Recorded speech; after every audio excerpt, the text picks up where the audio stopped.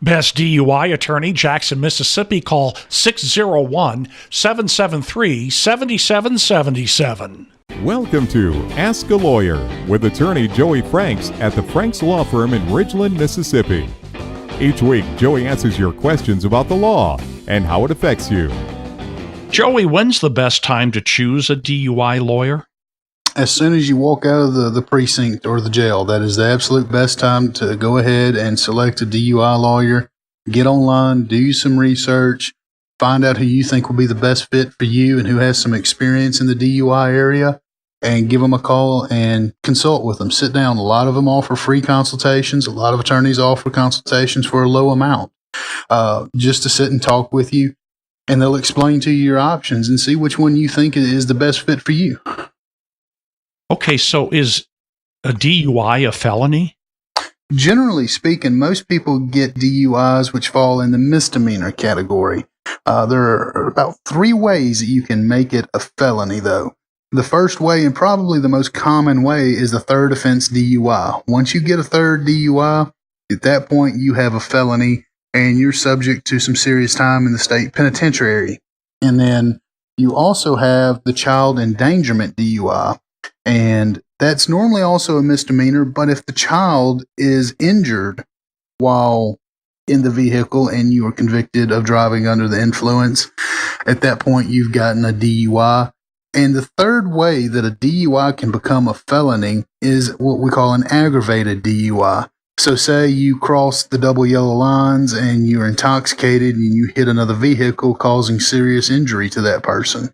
At that point, you've committed a felony, and the DUI goes from being a misdemeanor that we can usually work out in a reasonable manner for your benefit to a very, very, very serious offense that you're looking at years in jail. And that's the best answer I can give you, because there are 3 ways to turn what is your normal misdemeanor DUI into a felony. Okay, so what does a DUI lawyer like you do? Well, first thing we're going to do is we're going to try waiving any initial appearances. We're going to minimize the amount of time that you actually have to spend in court, because we understand people are trying to work and make a living, and they have this on their back, and we're trying to get it off their back to the best of our ability. And the first way to do that is minimize your amount of time in court. Second, we're going to try getting your court file.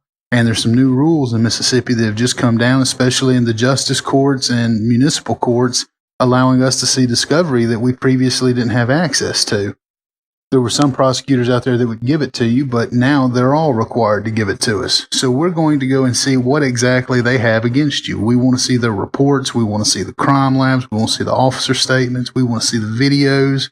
We are going to pull all of that, and we are going to sit down and we're going to watch all those videos. We're going to read those statements, and we're going to find everywhere that either an officer messed up or failed to prove that you qualify beyond a reasonable doubt for driving under the influence, first, second, or third offense.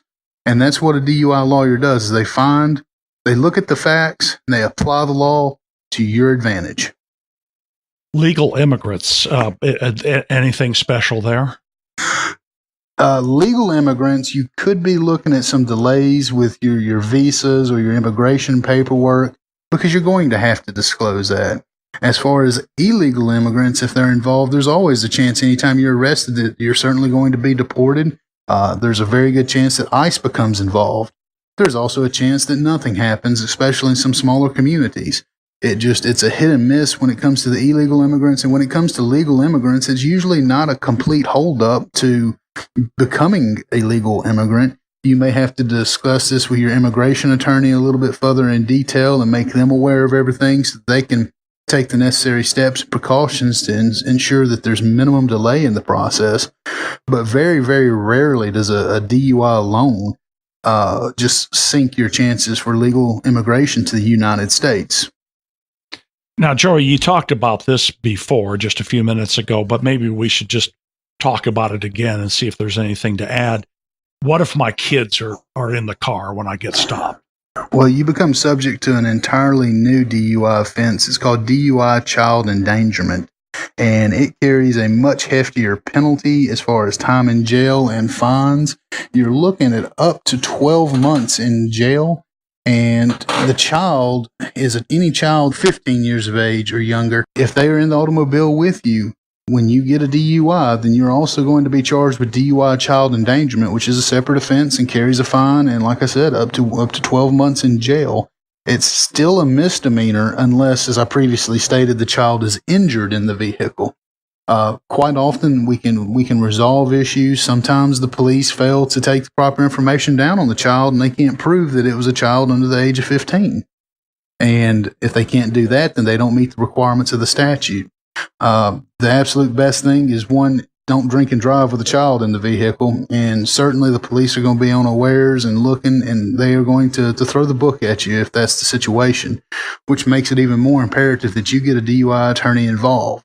Because if we can beat the DUI, then there's no DUI child endangerment charge to come along with it, because they have to prove the intoxication to meet the child endangerment part of it. Thanks for listening to Ask a Lawyer with attorney Joey Franks at the Franks Law Firm in Ridgeland, Mississippi. Call attorney Franks for a free consultation at 601-773-7777. His website is thefrankslawfirm.com.